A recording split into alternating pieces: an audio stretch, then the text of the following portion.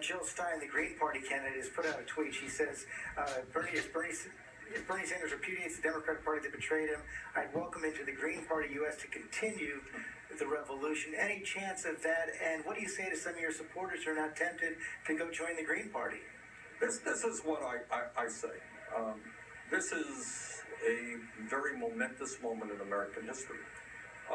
To my mind, what is most important now is defeating the worst candidate for president that I have seen in my lifetime, Donald Trump, who is not qualified to be president by temperament, not qualified to be president by the ideas that he has brought forth. We do not need a billionaire president who wants to give hundreds of billions of dollars in tax breaks to the top 1%, but does not want to raise the minimum wage.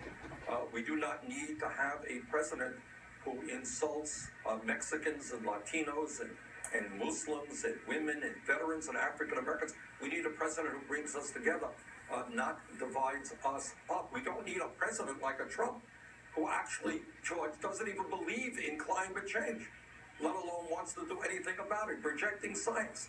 So right now we have got to defeat Trump. We have to elect Hillary Clinton. We have to elect progressive candidates in the House and in the Senate and in school boards and city councils. And most importantly, we have got to continue the fight for agenda to create a government that works for all of us and not just the people on top. And that's the mission that I will be undertaking.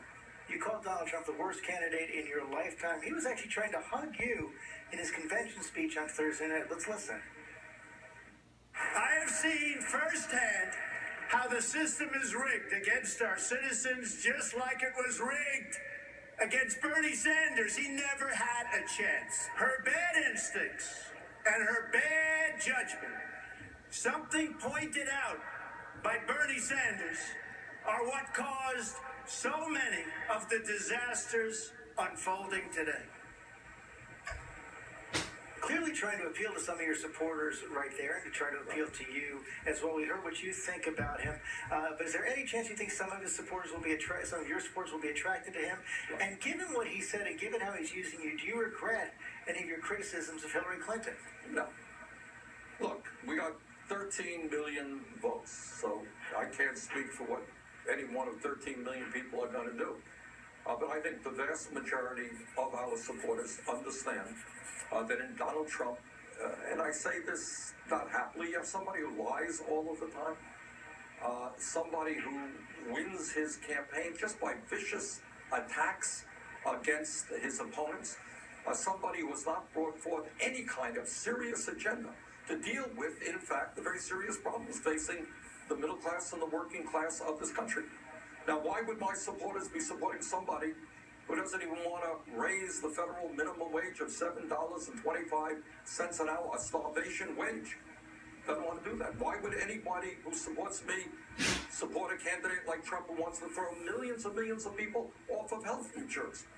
We need to guarantee health care to all people as a right, not throw millions of people off health insurance as Trump wants to do.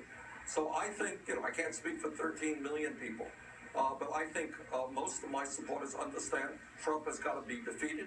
We need to elect as many progressives as possible, and we need to continue the fight to create an agenda which works for working families and not just for wealthy campaign contributors.